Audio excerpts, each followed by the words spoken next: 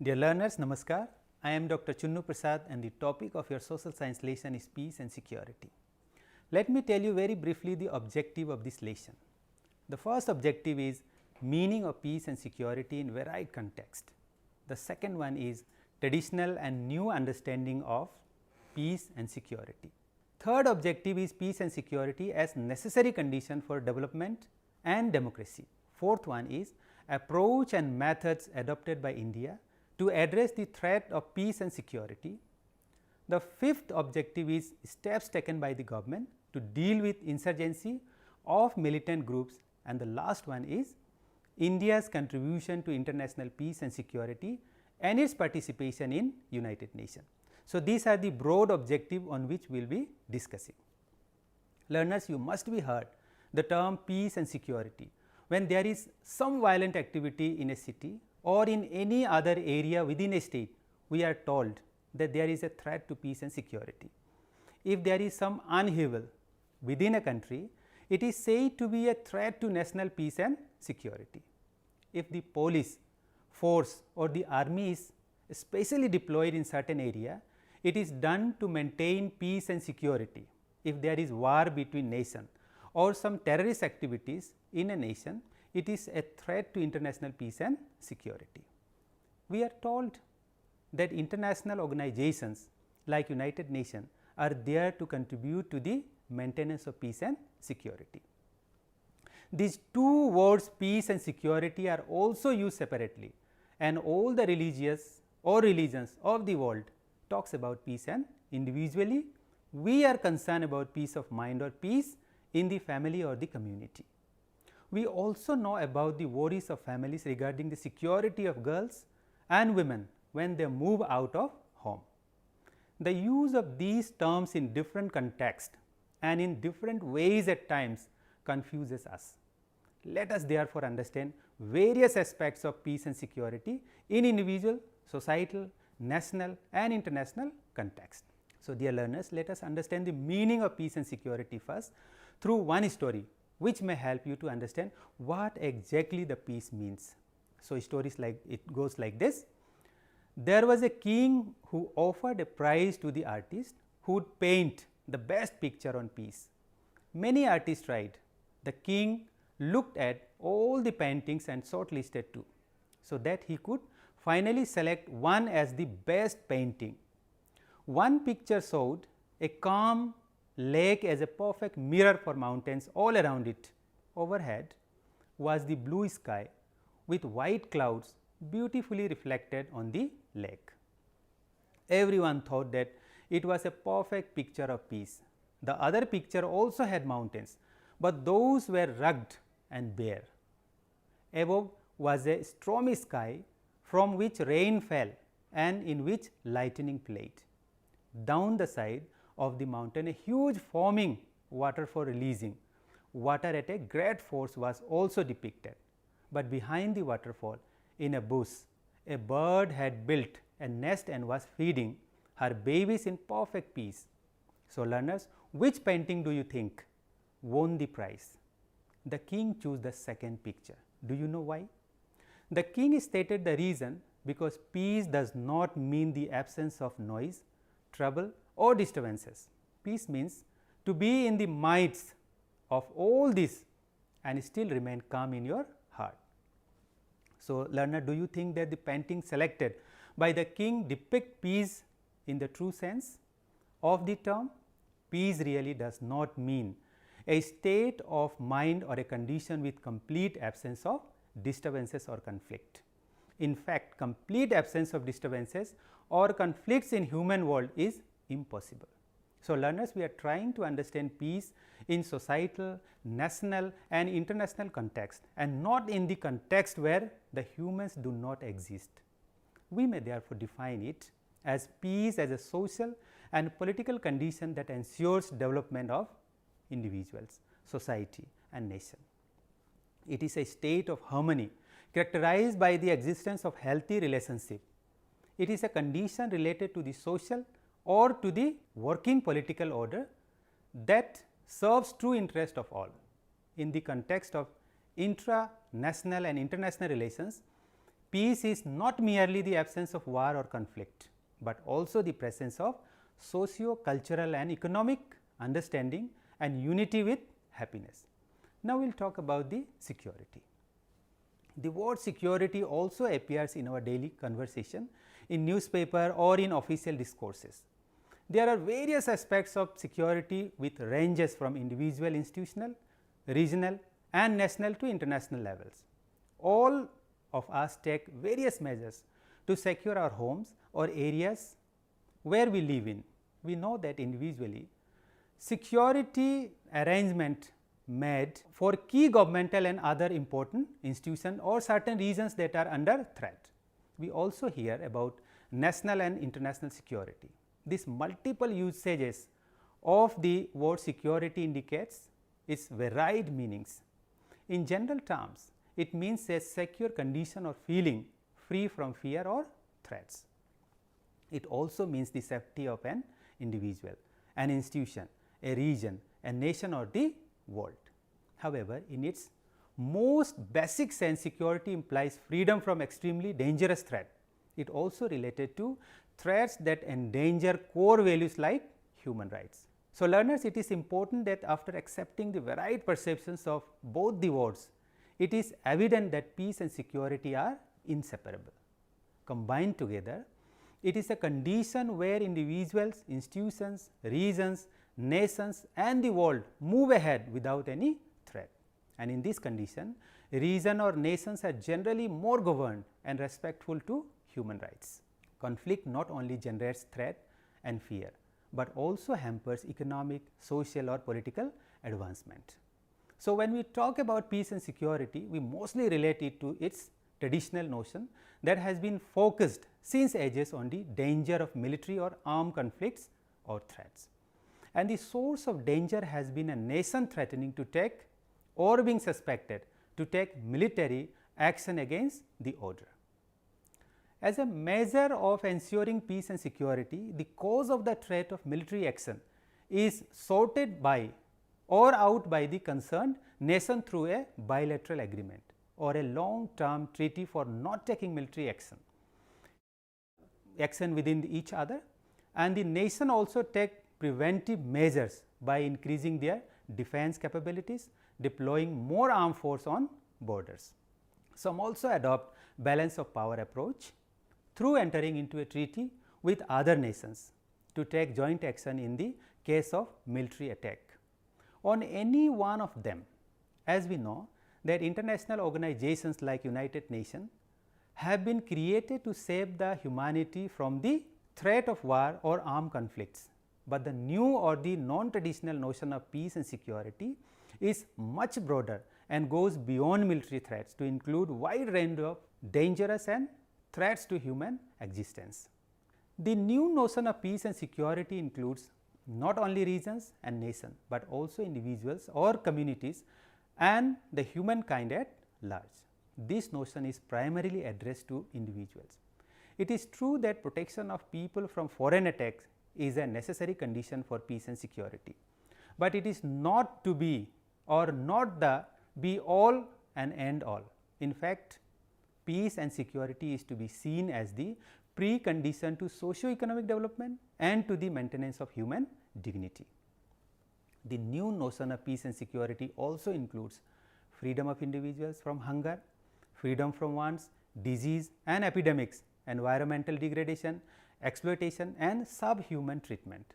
In this background, the new notion of peace and security is based on threats beyond military attacks, and these threats may be from terrorism, insurgency, genocide, denial of human rights, health epidemics, narcotics, trade and irrational use of natural resources. Now, learners will discuss on peace and security for democracy and development. There is a mutual relationship between democracy and development and peace and security. In the absence of peace and security, democracy cannot function and development cannot take place. It is necessary to have peace for holding of elections. The democratic institution cannot function if there is no peace, and citizens can participate in the process of decision making at different level when the peace prevails. peace is still more essential for development in various areas. No development activity is possible if there is disturbances, violence of war. On the other hand, peace cannot be achieved if or in the absence of democracy and development. It has been observed that democracies by and large do not go far or do not go for war. One can argue that regional peace has enhanced if democracy is prevalent in all the countries that constituted that region. Democracy is also better placed for eliminating conditions that generate public dissatisfaction. It is so because democratic system provides equal opportunity to all citizens to participate in the process of governance and decision making. Development also promotes peace. It is through development that nations can ensure social and economic progresses for the people and improve their quality of life. This ensures that people do not suffer from a sense of deprivation, which lead them to indulge in protest and violent activities. When development activities continue in all the countries of a region, every country ensures that the peace is not disturbed, otherwise development will suffer. Now, we will talk on the peace and security and the various approach adopted by India. Learners, like any other country in India, there is also peace and security has been one of the major challenges, and you must be reading in newspaper or getting information through radio and television and security in our country. The geographical position of India and its emergence as a global power make it vulnerable to external threats. India has not only faced wars with neighboring countries like China and Pakistan, but has also been facing with international terrorism. It has been experiencing internal threats for insurgency and separatist movement ever since independence. Just after 2 decades of its independence, India experienced Naxalite activities, which have now assumed alarming proportion. It is in this context that the approach for ensuring peace and security being evolving quite early, in fact, during freedom movement itself. The approach has been reflected in the constitution as well. The approach, however, has been changing over the years according to the needs and requirements. The ideas and views about the approach to ensure peace and security began during freedom movement. The leadership clearly realized that the democratic system after independence can be functional only when a condition of peace and security is maintained. So, what is the peace and security in the constitution? We will discuss on this. The process of constitution framing was greatly influenced by the ideas that evolved during freedom movement, and the constitution therefore mentioned peace and security in the chapter on directive principles of state policy. The federal system and the establishment of rural and urban local government ensures that the power is not centralized, because centralization generates regional and local dissatisfaction that may be a threat to internal security. In a federal system, the decision in respect of socio-economic development are taken by the state government that are best placed to respond to all the hopes and aspirations of the people of that state. The local government also ensures the mass participation in the decision making for development and take care of the needs and requirements of all. All means all Indians. Now, Article 51 of the Constitution states, the states shall endeavour to promote international peace and security, maintain just and honourable relation between nations, foster respects for international law and treaty, obligation in the dealing of organized peoples with one another, and encourage settlement of international disputes by arbitration. So, India therefore adopted a multi-pronged approach and methods to ensure peace and security. At the international level, it adopted a policy aimed at promotion of international peace and security. It extends support to all efforts being made at the global or regional level for peace, equitable economic development, promotion of human rights, and elimination of terrorism. At the national level, it is committed to ensure liberty, equality and social justice, secularism, equitable economic development and removal of social inequalities. it also provides equal opportunities to all its citizens to participate not only in election, but also in the decision making process at various levels. All this is done to ensure that no section of the society feels that it is being discriminated or its interests are being ignored, because it is this feeling of discrimination that gives birth to discontent and leads to protest and political violence, within which turn into major threats to peace and security. Now, what are the internal threats to peace and security? Learners, you may have observed or experienced that whenever there is an aggressive protest and demonstration or violent activities leading to loss of lives and property, it is a threat to peace and security, but a number of such occurrences and law and order problems which are locally managed by the police. In a democracy like ours, such protest demonstrations, strikes, bandhs and other agitations do take place to draw the attention of governments or concerned authorities towards specific demands and concerns. However, India has been experiencing various types of violent activities under the grave of terrorism or insurgency or Naxalite movement, which are more serious threat to peace and security. Now, we will discuss one by one. First, we will take terrorism. Terrorism has been one of the greatest threat to peace and security in our country. Have you not been shocked by this kind of terrorist attacks? In several cities that have occurred almost at regular intervals in recent past, in fact, such activities have been happening since independence in various parts of the country. However, in general terms and in the context of India, we may define terrorism as essentially a criminal act to inflict dramatic and deadly injury on civilians and to create an atmosphere of fear, generally for a political or ideological purposes. Terrorism is a criminal act, but it is more than mere criminality. These acts are in any circumstances unjustifiable, whatever the consideration of a political, philosophical, ideological, racial, ethnic and religious or any other nature that may be invoked to justify them. We have experienced the terrorist activities, bomb blast or do indiscriminate firings at the crowded public places, killing and injuring hundreds of innocent people.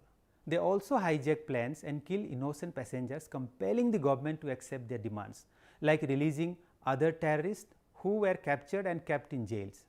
And this act also destroy public and private properties. They commit this heinous act to create an environment of terror, to intimidate people and the government. Now, we will talk on insurgency. So, as you know that insurgency is an armed rebellion against a constituted authority. The government, even since independence, India has experienced violence related to insurgent movements. Broadly, they can be divided into movement with political motives and movement for social and economic justice. The most prominent militant groups are violent extremist separatists operating in Jammu and Kashmir and different militant groups in India's northeastern states. Although all the members of these groups are Indians, these groups receive support from neighboring countries. So, whereas these militant movements are going on because the groups involved in it are dissatisfied with their present state of affairs. And there are certain groups, especially in Jammu and Kashmir and Assam, that have political agenda and they are fighting for secession from the country, and these groups have active support from the neighboring countries and even certain international terrorist groups. The another important threat to India is Naxalite movement, and the Naxalite movement has been a cause of great concern because of different kind of complexities. It began in a village of West Bengal, but has now spread over in about 125 districts in 12 states, influencing the lives of lakhs of people. The Naxalite quite often attack public property, the government officials, police and paramilitary forces and the people whom they consider their enemies. The Naxals are also against the development inside the forest area. The government want to build pakka roads inside the villages and forest, but the Naxals discourage any development work in the area. They know that once the development takes place, then perhaps they may lose their support of the people. Therefore, they have been misguiding the innocent people that the government wants to take away their mineral wealth and their forests. Unfortunately, the basic cause of the emergence and spread of this movement has been the discontent among certain sections of the society. So, what are the various strategies of the government to tackle the issues? The government of India has been employing strategies and methods to deal with terrorism, insurgency and Naxalite movement. It has been supporting efforts of all nations to fight any terrorist attack takes place diplomatically. It is trying to put international pressure on Pakistan and other neighboring countries to extend their active cooperation in ensuring that the support of such terrorist group does not come from them. As regards the insurgency activities aimed at political objectives, and the government of India is trying to tackle it diplomatically. India has entered into a treaty with Myanmar and Bangladesh to restrain the help and support coming to insurgent movement from those countries. It is also trying to mount international pressure on Pakistan to do the same. So, in respect of the Naxalite movement, in the initial phase, the state government treated it as a law and order problem, but it was realized that it is a more serious issue having deep socio-economic dimensions. Efforts are being made to accelerate the pace of development in those areas and to bring the youth into the mainstreams. Now, India and the international peace and security will try to understand India and the international peace and the security. India has been equally concerned with international peace and security. It is essential for its progress. Like any other nation, India also has its foreign policy rooted in the national interest. India has been pursuing a foreign policy in which peace and security at the international level and especially in our neighborhood and in our region as a whole has been a key concern. In fact, right from the independence, the basic objective of Indian foreign policy have been maintenance of freedom in policy formulation, promotion of international peace and security, good relationship with other nations and especially with our neighbors, support to the United Nations, disarmament, opposition to colonialism, imperialism and racism, and the cooperation among developing nations. So, to attain this objective, the foreign policy that India has been pursuing constantly is known as the policy of non-alignment.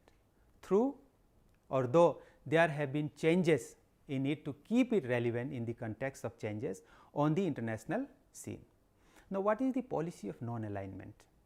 Non-alignment has been regarded as the most important feature of India's foreign policy.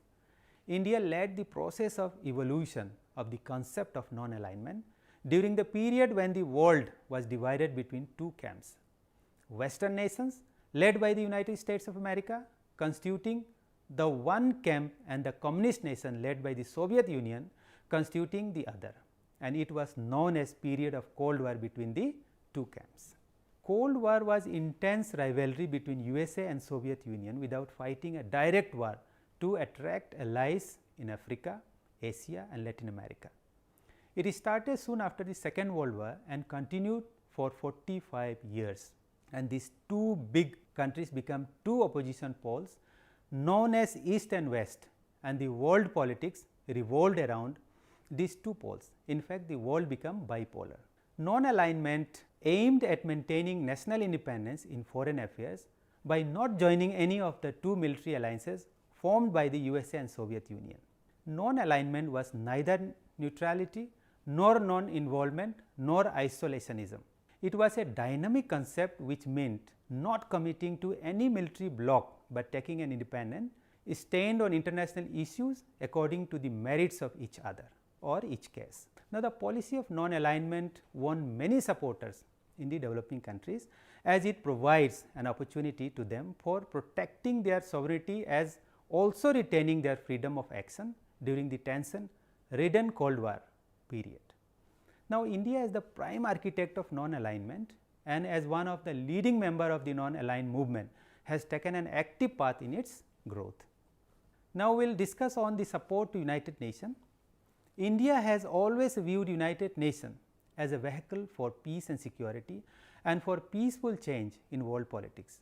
Being one of the 51 original or founding members of the United Nations, India has been extending all out support in its efforts for international peace and security and disarmament. India expects that the United Nations must involve countries to moderate their difficulties or differences through talks or negotiations. Moreover, India has advocated active role for United Nations in development effort of the developing countries. It has pleaded for a common united front of these countries in the United Nations. It believes that the non-aligned world, by virtue of its massive member, could play a constructive and meaningful role in the United Nations by stopping the superpowers from using this world body for their own interest. Security Council, an important organ of the United Nations, plays a key role in the maintenance of peace or international peace and security. That is why a process of its reforms has been initiated, and therefore, it is possibility of expanding its permanent membership, and India has a strong case for becoming a permanent member in the Security Council. So, dear learners, to sum up this lesson at the end, we can say that peace and security is very important for an individual, a society, a nation and the world. It is a condition where individuals, institutions, regions, nation and the world move ahead without any threat. It is a state of harmony characterized by the existence of healthy interpersonal or intergroup or interregional or interstate or international relationship, prosperity in matters of social or economic welfare, the establishment of equality and a working political order that serves the true interest of all. In the context of intra-national and international relations, peace is not merely the absence of war or conflict, but also the presence of socio-cultural and economic understanding and unity. There is a sense of tolerance in relation for the realization of true peace. In general terms, security means a secure condition or feeling untroubled by danger or fear. It also means the safety of an individual, an institution, a region, a nation or the world. However, in its most basic sense, security implies freedom from extremely dangerous threat. It also relates to threat that endanger core values like human rights. In its traditional notion, peace and security has been focused since ages on the danger of military or armed conflict or threats. But the new notion is focused on human peace and security or global peace and security. This is primarily addressed to individuals and is to be seen as enabler, as the precondition to socio-economic development and to the maintenance of human dignity. Peace and security is an essential condition for democracy and development. In fact, there is a mutual relationship between democracy and development and peace and security. Now, in the absence of peace and security, democracy cannot function and development cannot take place. On the other hand, peace cannot be achieved in the absence of democracy and development. The approach and methods for ensuring peace and security began evolving in India quite early, in fact during freedom movement itself, and the approach has been reflecting in the constitution also. Now, the approach however has been changing over the years according to the needs and requirements. India has been experiencing various types of violent activities under the grave of terrorism or insurgency or Naxalite movement, which are more serious threat to peace and security. And the government of India has been employing strategies and methods to deal with terrorism, insurgency and Naxalite movements. India has been concerned with international peace and security, and the leadership of the freedom movement announced that India would promote the policy of international peace because it would be essential for the socio-economic development. Now, non-alignment has been regarded as the most important feature of India's foreign policy. India led the process of evolution of the concept of non-alignment during the period when the world was divided between two camps. Now, the non-aligned movement is providing all members states, regardless of size and importance, an opportunity to participate in global decision making and world politics. India has been extending all out support to United Nations in its peacekeeping operation and other endeavor like disarmament. Moreover, India has advocated active role for United Nations in development effort of the developing countries. Since India has emerged as the fastest growing economy and also because of the leadership it has provided at all international forums. Its contribution to United Nations peacekeeping and its track record in espousing the cause of the developing world, India has a strong case for becoming a permanent member in the Security Council. Thank you.